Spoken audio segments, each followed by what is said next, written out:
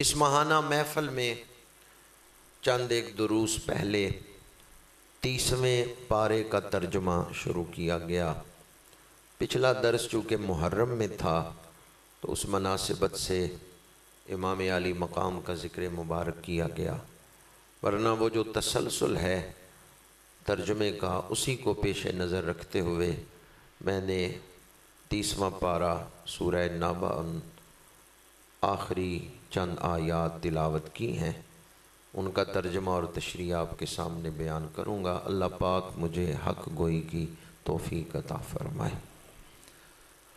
قرآن پاک نے جو عقائد ہمیں دیے ہیں ان میں 3 عقیدے بنیادی حیثیت رکھتے ہیں: توحید، رسالت اور آخرت۔ 1000 سے زیادہ آیتیں آخرت کے بارے میں قرآن پاک کے اندر نازل ہوئی ہیں۔ 1000 سے زیادہ آیتیں آخرت کو بیان کر رہی ہیں۔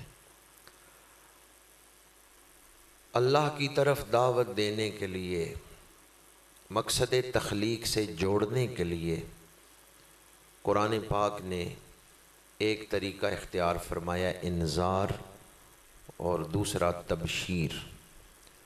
انذار یہ ہے کہ گناہوں کے برے نتیجے سے ڈرانا، اور تبشیر یہ ہے کہ نیکیوں کی جو بشارت ہے، نیکیوں کے بعد جو صلہ ملنے والا ہے اس کی خوشخبری دینا۔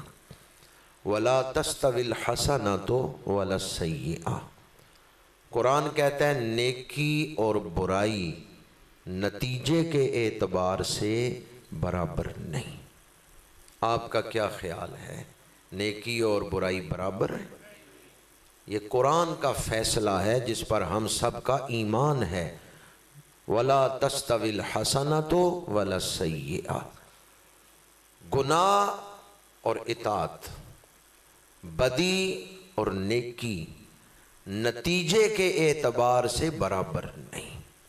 برائی کا نتیجہ ہمیشہ برا ہی نکلے گا، اور نیکی کا بدلہ ہمیشہ رحمت کی صورت میں، اچھائی کی صورت میں ہی ملے گا۔ تو قرآن پاک نے انذار و تبشیر دونوں طریقے اختیار فرمائے ہیں۔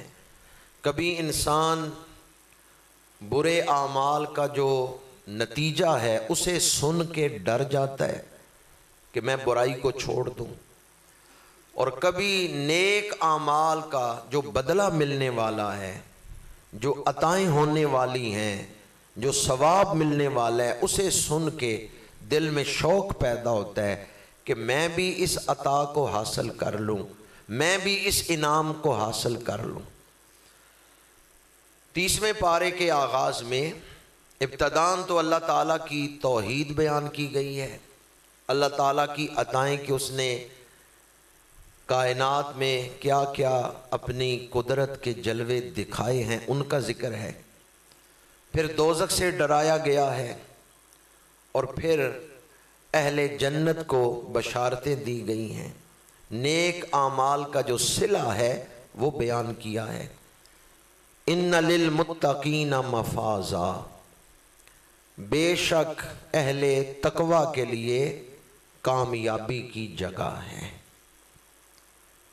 جو متقی ہیں، پرہیزگار ہیں، ان کے لیے کامیابی کی جگہ ہے۔ بڑی کامیابی ہے پرہیزگاروں کے لیے۔ حدائق و اعنابا، باغ ہیں، حدیقہ کی جمع حدائق، باغ ہیں اور انگور ہیں۔ وکواعب اترابا، اور نوخیز ہم عمر والیاں ہیں۔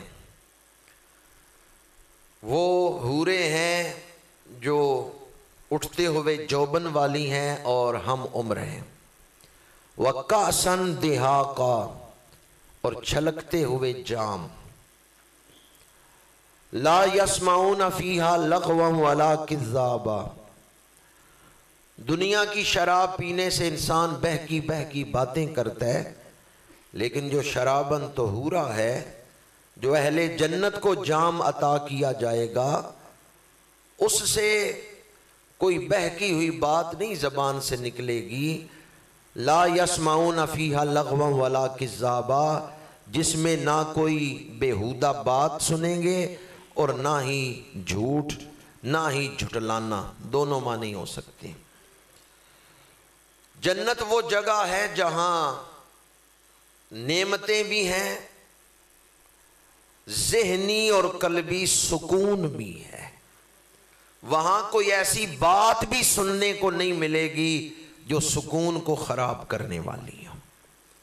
بعض اوقات انسان ایسے ماحول میں تو چلا جاتا ہے جہاں ماحول کی وجہ سے اس کو راحت ملتی ہے، لیکن پھر وہ کوئی ایسی بات سنتا ہے، ماحول بڑا پرسکون ہے، لیکن جو بات اس نے سنی اس نے سکون کو ختم کر دیا۔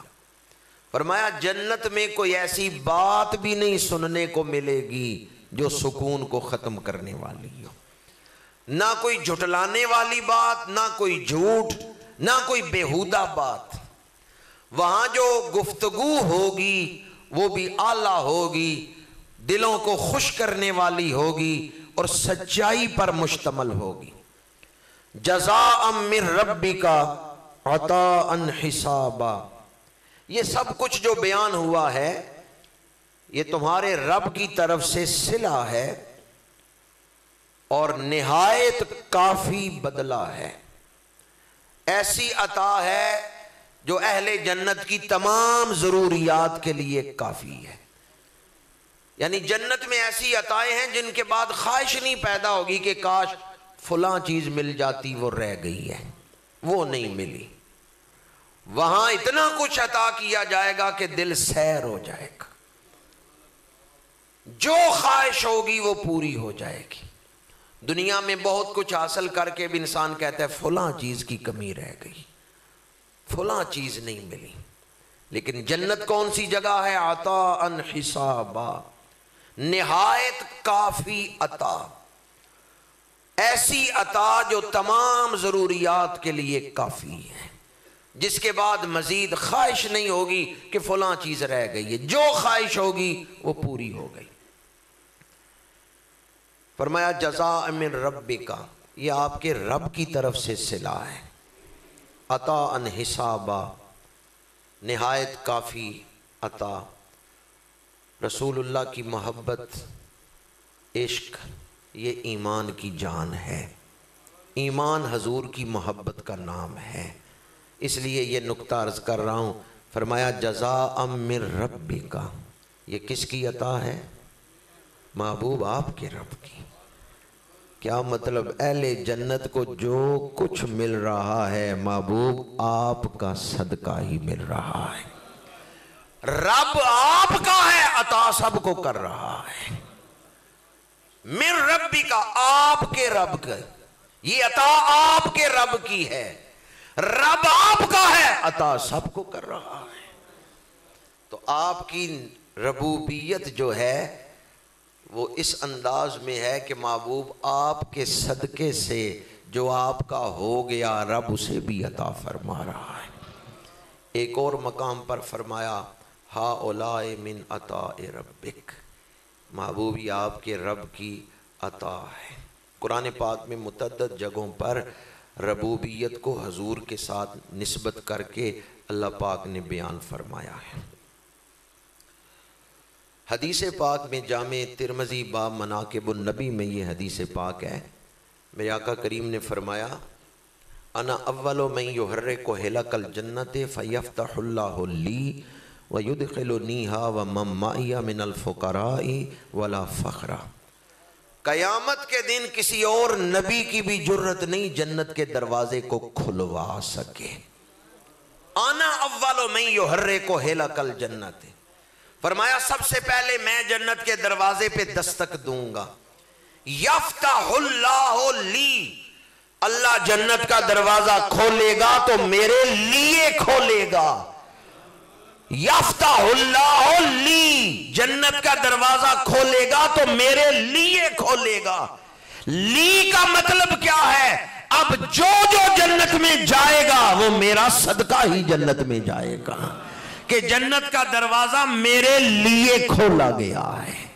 زمین و زمان تمہارے لیے، بنے دو جہاں، بدن میں ہے جان، دہن میں زبان، ہم آئے یہاں اٹھے بھی وہاں۔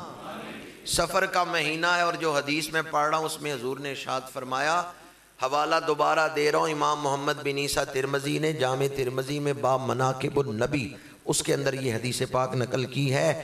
فرمایا یفتح اللہ لی، اللہ جنت کا دروازہ میرے لیے کھولے گا، وَيُدْخِلُنِيهَا وَمَن مَّعِيَ مِنَ الْفُقَرَاءِ وَلَا فَخْرَ، سب سے پہلے اللہ مجھے جنت میں داخل فرمائے گا، اور میرے ارد گرد فقیروں کا ہجوم ہوگا۔ کن کا ہجوم ہوگا؟ فقراء کا ہجوم ہوگا، فقراء کا ہجوم ہوگا۔ وَمَن مَّعِيَ مِنَ الْفُقَرَاءِ، فقیر بننا یہ بہت بڑی سعادت ہے، بہت بڑا مرتبہ ہے فقراء کا۔ میرے آقا کریم نے فقراء کو اپنی خاص معیت سے نوازا ہے۔ فقراء کون ہیں؟ مختلف تشریحات ہیں، ایک آسان اور جامع تشریح آپ کے سامنے بیان کر رہا ہوں۔ قرآن پاک نے میرے آقا کریم کی شان بیان کی ہے، حضور کا ایک ایک لمحہ اللہ کے لیے ہے۔ قُلْ إِنَّ صَلَاتِي وَنُسُكِي وَمَحْيَايَ وَمَمَاتِي لِلَّهِ رَبِّ الْعَالَمِينَ، محبوب فرما دیجئے میرا نماز پڑھنا، قربانی کرنا، ظاہری زندگی گزارنا، وصال حق پانا، یہ سب کچھ اللہ کے لیے ہے۔ فقیر وہ ہے جو حضور کی اتباع کا یہ رنگ اپنے اوپر چڑھا لیتا ہے۔ فقیر بھی اپنی زندگی کا ایک ایک لمحہ اپنے رب کے نام کر دیتا ہے۔ فقیر اپنے اندر اپنا کچھ نہیں رہنے دیتا، وہ اپنا سب کچھ رب کے نام کر دیتا ہے۔ جینا بھی اللہ کے لیے، مرنا بھی اللہ کے لیے۔ جن پر سنت نبوی کا ایسا رنگ چڑھ گیا کہ وہ دنیا میں زندگی گزار رہے ہیں تو اللہ کے لیے گزار رہے ہیں، وہ فقر کے مقام پہ فائز ہو گئے۔ حضور حیدر کرار شیر خدا مولا علی کرم اللہ تعالی وجہ الکریم کا فرمان ہے کہ اگر اللہ کا حکم نہ ہوتا روحوں کو دنیا میں رہنے کا، اور کاملین اور افاض جو ہیں انہیں اختیار دیا جاتا کہ چاہے دنیا میں رہو چاہے رب کے پاس آ جاؤ، روحیں ایک لمحہ بھی دنیا میں رہنا پسند نہ کرتی۔ یہ فقراء کی روحیں اگر انہیں اختیار دے دیا جاتا کہ چاہے دنیا میں رہو چاہے اپنے رب کے قرب میں آ جاؤ، یہ ایک لمحہ بھی دنیا میں رہنا پسند نہ کرتے۔ یہ حضرت مولا علی شیر خدا کا فرمان ہے۔ کیا مطلب ہے اس کا؟ مولا علی فرما رہے ہیں فقیر دنیا میں زندگی گزار رہے ہیں تو اللہ کی رضا کے لیے گزار رہے ہیں، ورنہ انہیں کیا پسند ہے؟ اللہ کا قرب۔ وصال کے وقت میرے آقا کریم کی زبان پہ کیا الفاظ تھے؟ میں رفیق اعلیٰ کو ہی پسند کرتا۔ آگے ارشاد فرمایا قیامت کے منظر کو بیان کرتے ہوئے، رب السماوات والارض وما بینہما الرحمن لا یملکون منہ خطابا، وہ جو رب ہے آسمانوں کا اور زمین کا اور جو کچھ ان دونوں کے درمیان ہے، وہ رب رحمان ہے، بڑی رحمت کرنے والا ہے، اس سے بات کرنے کا اختیار نہ رکھیں گے۔ قیامت کے دن ہر کسی کو اختیار نہیں ہوگا کہ رب سے کلام کر سکے۔ یوم یقوم الروح والملائکۃ صفا، جس دن جبریل کھڑے ہوں گے اور سب فرشتے صف باندھ کے کھڑے ہوں گے۔ تو جب نماز کے لیے آپ صف باندھ کے کھڑے ہوں تو پھر صف بندی کو یاد کریں، اور اگر یہ صف بندی جو اس آیت میں بیان ہوئی ہے نماز کے دوران آپ کے ذہن میں آ گئی تو آپ کی نماز حضوری والی نماز بن جائے گی۔ ایک دن آئے گا فرشتے صفیں باندھ کے رب کی بارگاہ میں کھڑے ہوں گے، جبریل کھڑے ہوں گے اور سارے فرشتے صف در صف کھڑے ہوں گے۔ بعض مفسرین نے لکھا ہے کہ جبریل ایک الگ صف میں ہوں گے، باقی سارے فرشتے الگ صف میں ہوں گے، کیونکہ جبریل سردار ہیں، بڑی شان والے فرشتے ہیں، امین فرشتے ہیں، امانت دار ہیں، یہ وحی لے کے آتے رہے ہیں نبیوں کے پاس۔ لا یتکلمون الا من اذن له الرحمن وقال صوابا، کوئی نہ بول سکے گا مگر جسے رحمان نے اذن دیا، اجازت دی، وقال صوابا، اور اس نے ٹھیک بات کہی۔ اس دن کوئی غلط بات کر کے کسی کو دھوکہ نہیں دے سکتا۔ بعض مفسرین نے لکھا کہ وہاں کلام نفسی ہے، اس لیے وہاں صحیح بات ہی کی جائے گی۔ ذالک الیوم الحق، وہ سچا دن ہے، وہ دن آ کے رہے گا، وہ دن حق ہے۔ فمن شاء اتخذ الی ربہ مآبا، اب جو چاہے اپنے رب کی طرف راہ بنائے، جو چاہے دھوکے میں رہے، دنیا سے دل لگائے، جو چاہے وہ اپنے رب کی طرف راہ بنائے، یعنی رب کے قرب کے راستے کو اختیار کر لے، وہ کام کرے جن سے رب کا قرب ملتا ہے۔ انا انذرناکم عذابا قریبا، ہم تمہیں ایک ایسے عذاب سے ڈراتے ہیں کہ جو نزدیک آ گیا ہے۔ عذاب دور ہے یا نزدیک ہے؟ نزدیک ہے۔ قریبا کا لفظ قرآن نے بولا ہے، ہم تمہیں اس عذاب سے ڈراتے ہیں جو قریب آ گیا۔ 17واں پارہ یہاں سے شروع ہوتا ہے، اقترب للناس حسابہم وہم فی غفلۃ معرضون، لوگوں کا حساب قریب آ گیا ہے، حساب دور نہیں ہے۔ ہم موت سے، ہم آخرت سے جڑے ہوئے ہیں۔ یہ سانس چل رہا ہے تو یہ جہان، سانس رک گیا تو وہ جہان، پھر برزخ میں داخل ہو جائیں گے۔ اور آخرت کی منزلوں میں پہلی منزل قبر ہے۔ ہم آخرت سے دور نہیں ہیں، قریب ہیں۔ یوم ینظر المرء ما قدمت یداہ ویقول الکافر یا لیتنی کنت ترابا، جس دن دیکھ لے گا، جس دن شخص دیکھ لے گا جو اس کے ہاتھوں نے آگے بھیجا ہے، جو کام کیے ان کا نتیجہ آنکھوں کے سامنے آ جائے گا۔ یوم ینظر المرء، جس دن آدمی دیکھ لے گا، ما قدمت یداہ، جو اس کے ہاتھوں نے آگے بھیجا، یعنی جو کام اس نے کیے ہیں ان کا نتیجہ دیکھ لے گا۔ وَيَقُولُ الْكَافِرُ يَا لَيْتَنِي كُنْتُ تُرَابًا، اور کافر کہے گا کہ اے کاش کسی طرح میں خاک ہو جاتا، مٹی ہو جاتا، حساب کے لیے نہ اٹھایا جاتا۔ اس سے آپ اندازہ کریں کہ وہ معاملہ کتنا سخت ہوگا جب کافر یہ کہے گا مجھے قبر سے اٹھایا نہ جاتا، میں مٹی میں مٹی ہو جاتا، وہ کتنا سخت معاملہ ہوگا۔ اللہ تعالی ہمیں فکر آخرت عطا فرمائے۔ آج اکثریت بھول گئی ہے۔ حضور غوث اعظم رضی اللہ تعالیٰ عنہ نے سر الاسرار کے پہلے صفحے پہ لکھا ہے، پردیس میں آ کے تو اپنے اصل دیس کو بھول گیا ہے۔ دنیا اصل وطن ہے یا پردیس ہے؟ پردیس ہے۔ انا للہ و انا الیہ راجعون، وہ اصل دیس ہے۔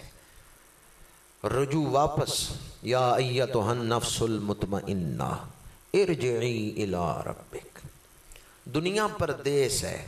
حضور غوث اعظم فرماتے ہیں پردیس سے دل نہ لگا، مسافر خانے سے دل نہ لگا، اس کو چھوڑ جانا ہے۔ دل لگاؤ جہاں جانا ہے، جو اصل مقام ہے۔